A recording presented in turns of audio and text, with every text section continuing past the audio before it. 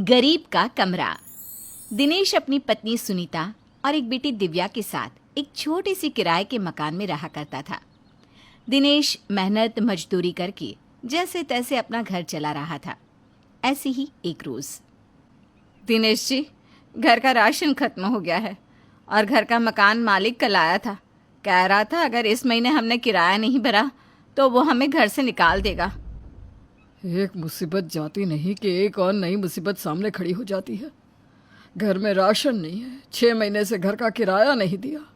हमारी इस गरीबी के चलते दिव्या का स्कूल छूट गया। इसीलिए दिनेश जी, मैंने सोचा है कि अब से मैं भी काम करूंगी।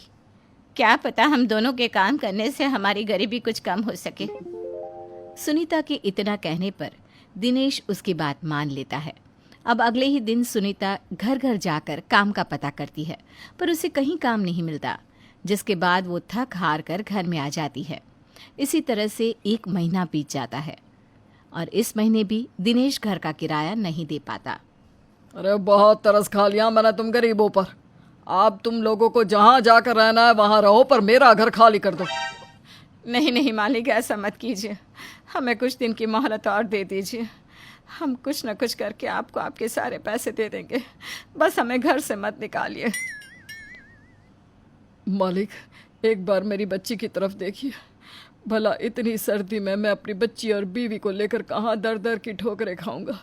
थोड़ा तो तरस खाइए हम गरीब पर। अरे मैंने तुम लोगों पर तरस खाया, इसीलिए तो तुम लोग मेरे पैसे खा गए और अब मेरी जान खाने पर तुले हो। 7 महीने से घर का किराया नहीं दिया। अब मैं तुम्हें और मुफ्त में अपने घर में रहने की इजाज़त नहीं दे सकता। अरे कितने लोग हैं मेरे पास जो समय समय पर किराया देते हैं, फिर ऐसे में मैं तुम गरीबों को अपना घर किराए पर क्यों दूं? इस तरह से घर का मालिक उन लोगों का सामान लेकर घर से बाहर फेंक देता है। अब ना चाहते हुए भी दिनेश और सुनीता को दिव्या के साथ घर खाली करना पड़ता है और इस तरह से वो लोग सारी रात रोड पर बिताते हैं। दिनेश जी, आखिर हम कब तक रोड पर ऐसे ही रहेंगे? सुनीता, परेशान मत हो, भगवान है हमारे साथ, वो सब देख रहा है। दिनेश और सुनीता आपस में बात कर रहे थे। इसी बीच दिव्या वॉशरूम जाने की जिद करने लगती है।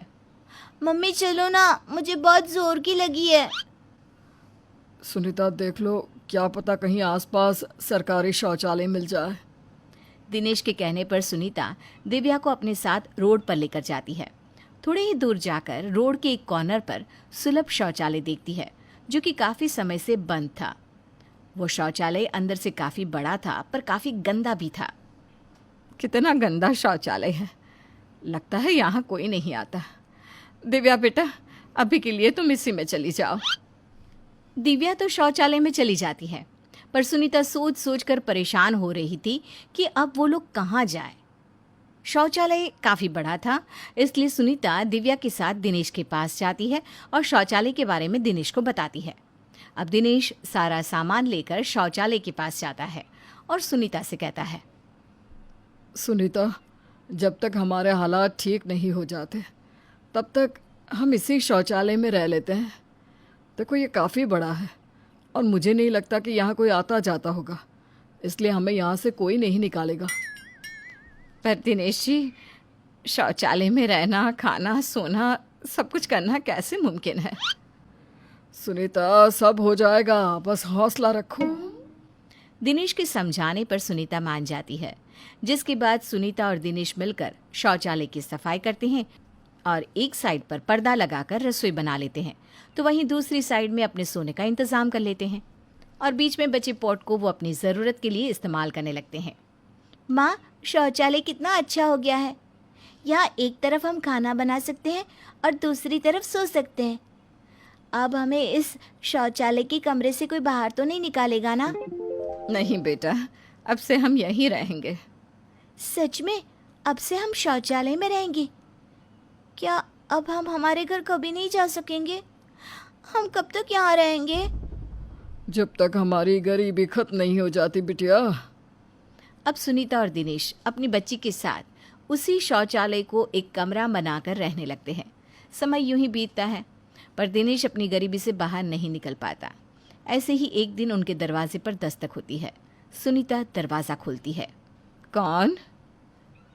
माफ़ करना, हम यहाँ घूमने आए थे। हम रास्ता भटक चुके हैं। हम सभी को काफ़ी भूख लग रही है। क्या आप हमें बता सकती है कि यहाँ पर पास में ढाबा या होटल कहाँ मिलेगा? यहाँ से होटल ढाबा तो काफ़ी दूर है। अगर आप लोगों को ज़्यादा भूख लगी है तो आप लोग मेरे घर में कुछ खा सकते हैं। प्लीज़ यार, मान जाते हैं ना। मुझे बहुत भूख लग रही है। अगर मैंने खाना नहीं खाया तो मैं बेहोश हो जाऊंगी। अच्छा ठीक है। अब सुनीता उन सभी दोस्तों को अपने हाथ से खाना बनाकर देती है। खाना खाने के बाद उन सभी को सुनीता के हाथ का खाना बहुत अच्छा लगता है, जिसके बाद वो लड़का कुछ पैसे सुनीता को देता है और कहता है, मैंने आज से पहले किसी भी परिवार को शौचालय में रहते नहीं देखा, पर आपने जिस तरह से शौचालय को कमरे में तब्दील किया है, लाजवाब है। और ये पैसे हम आपको इसलिए दे रहे हैं क्योंकि आपने हम लोगों का पेट भरा है। वैसे आप ना खाना बहुत अच्छा बनाती हो। आप चाहो तो अपना खुद का ढाबा भी खोल सकती हो। आपकी बहुत कमाई होगी। मेन रोड आपके घर से ज़्यादा दूर भी नहीं है। इतना बोलकर वो सारे वहाँ से चले जाते हैं। पर उन लोगों की बात सुनीता के दिमाग में घर कर जाती है। और रात को जब दिनेश घर आता है तो सुनीता दिनेश से कहती है, दिनेश जी, आपको पता है आपके जाने के बाद आज कुछ युवा घर आए थे। वे लोग काफ़ी भूखे थे तो मैंने उन्हें खाना खिला दिया। सुनीता, ये तो तुमने बहुत अच्छा किया, पर तुम हमारी आर्थिक हालत तो जानती हो ना। मुझसे उनकी भूख देखी नहीं गई, इसलिए मैंने उन्हें खाना खिला दिया। अच्छा, वैसे ना उन्होंने मुझे कुछ पैसे दिए हैं और साथ में एक आइडिया भी दिया। कैसा आइडिया सुनीता? अपना खुद का ढाबा खोलने का। दिनेश जी, मेरे पास कुछ पैसे रखे हैं और कुछ पैसे जोड़कर हम राशन लेकर आएंगे और अपना खुद का ढाबा खोलेंगे। सुनीता, तुम्हारा दिमाग तो ठिकाने पर है। हमारे पास रहने के लिए घर तक नहीं है और इसीलिए तो हम इस शौचालय को कमरा बनाकर रह रहे हैं, और तुम ढाबा खोलने की बात कर रही हो। दिनेश जी, हम टेंट लगाकर अपना ढाबा खोल सकते हैं ना। सुनीता के बार बार कहने पर दिनेश उसकी बात मान जाता है और कुछ पैसे उधार लेकर अपना खुद का ढाबा खोलता है। पूरे रोड पर सुनीता का अपना खुद का एक छोटा सा ढाबा था जो कि काफ़ी अच्छा चलता है और इस वजह से उनकी काफ़ी अच्छी कमाई भी होती है। सुनीता, तुमने बिल्कुल सही कहा था।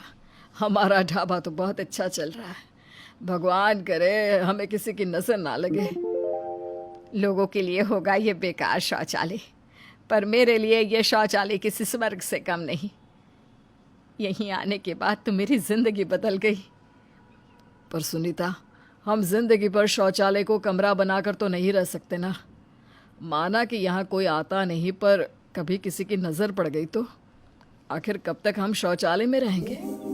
दिनेश और सुनीता का काम अब अच्छा चल रहा था, इसलिए बहुत जल्द वो लोग शौचालय खाली कर देते हैं और बहुत जल्द एक घर किराए पर ले लेते हैं और अपने इस कारोबार को आगे बढ़ाते हैं।